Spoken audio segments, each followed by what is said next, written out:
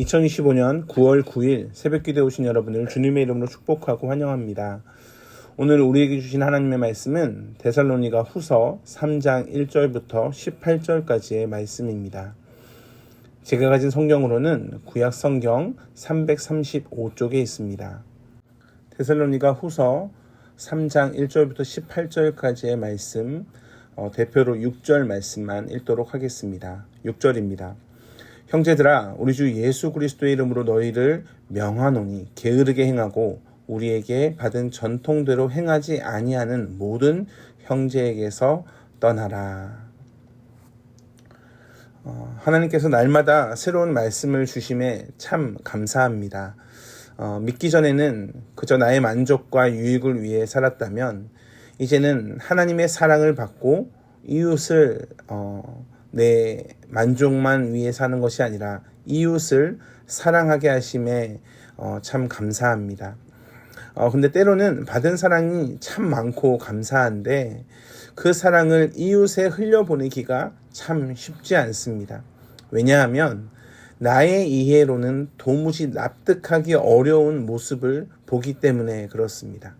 오늘 본문은 이러한 인간의 연약함을 알고 바울은 명령하고 있습니다. 명하다, 즉 명령하다라는 말씀이 4번이나 강조되는데 4절, 6절, 10절, 12절에 나옵니다. 그렇다면 왜, 무엇 때문에 이렇게 명하고 있는지 함께 살펴보도록 하겠습니다. 4절에 보면 명한 것을 행할 줄로 확신한다라는 말씀을 하시고, 또한 14절의 말씀에 보면 그 명령을 순종하지 아니하거든 이라고 하시면서 불순종의 경우를 말씀합니다. 먼저 우리가 기억해야 되는 것은 이 명령이 교회에게 하신 명령이라는 사실입니다. 교회의 기본은 무엇입니까? 기본은 그리스도 안에서의 거룩입니다. 그래서 거룩하기 위해서 우리가 해야 되는 것은 무엇인가? 바로 성실이 그 바탕이 됩니다. 1절부터 5절의 중심절은 바로 4절의 말씀인데, 너희에 대하여 우리가 명한 것을 너희가 행하고 또 행할 줄을 우리가 주 안에서 확신한다. 즉 바울은 행하고 행하라 라는 2번의 말씀을 강조합니다. 즉 모든 교회는 성실하게 하나님의 가르침에 순종하고 그것을 잘 감당해야 합니다. 하나님은 출애굽 1세대에 여호와의 말씀을 따라 지키라고 명령하셨습니다. 그런데 그들이 지키지 않고 결국엔 약속의 땅에 들어가지 못하게 됩니다. 고린도전서 10장의 말씀에 보면 그것이 우리의 본보기가 되었다라는 말씀을 확인하게 됩니다. 데살로니가 교회는 배운 대로 살아가고 있었습니다. 그런데 그 과정이 결코 쉽지는 않아 보입니다. 왜냐하면 2절의 말씀에 보면 우리를 부당하고 악한 사람들에게서 건지시옵소서 하라.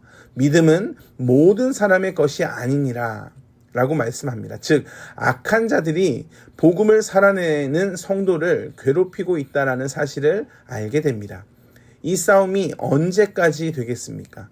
그리스도의 재림까지 이 싸움은 멈추지 않을 겁니다. 왜냐하면 서로 다르기 때문에 그렇습니다. 믿음은 모든 사람의 것이 아니라 믿음이 없는 상대방, 즉 끊임없이 믿음을 가진 자를 믿음이 없게 하기 위해 노력할 거기 때문에 그렇습니다.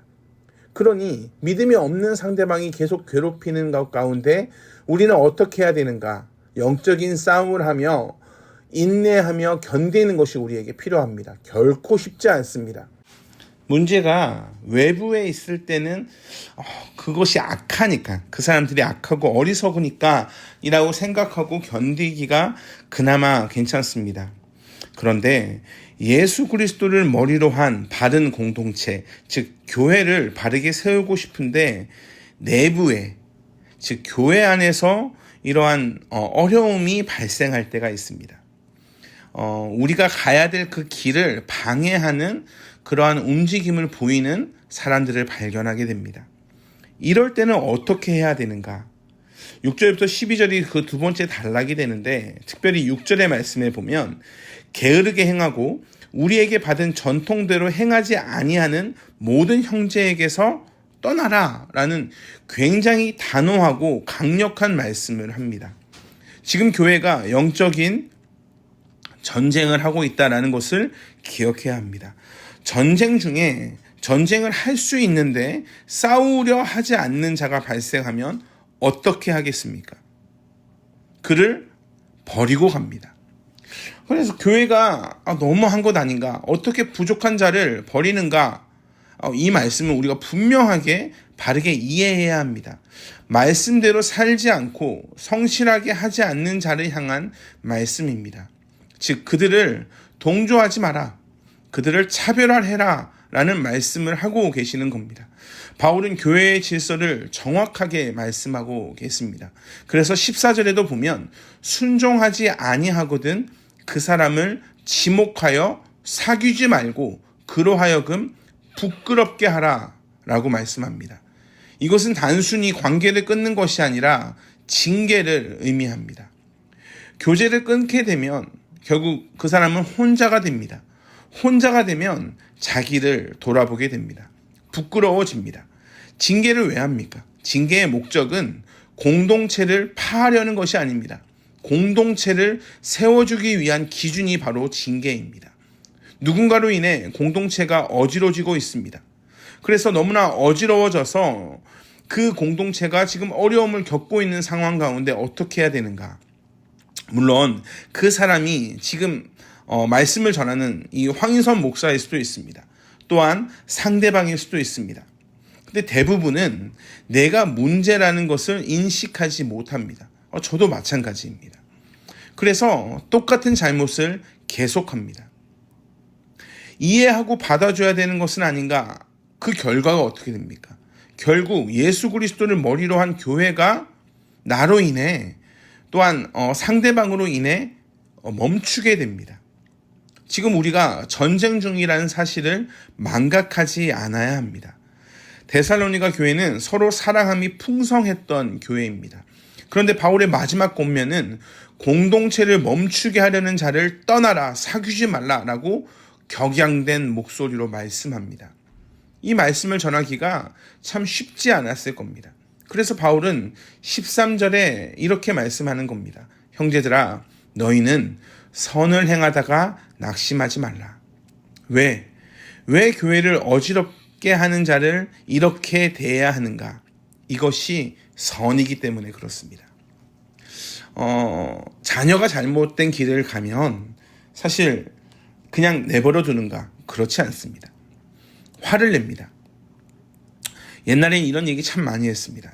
아버지께서 자녀를 향해 너 내가 호적에서 파버리겠다.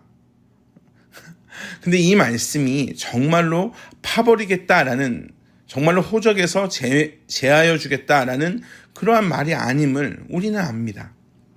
그러나 네 마음대로 살아라 라고 내버려 두는 것이 부모인가? 그렇지 않습니다.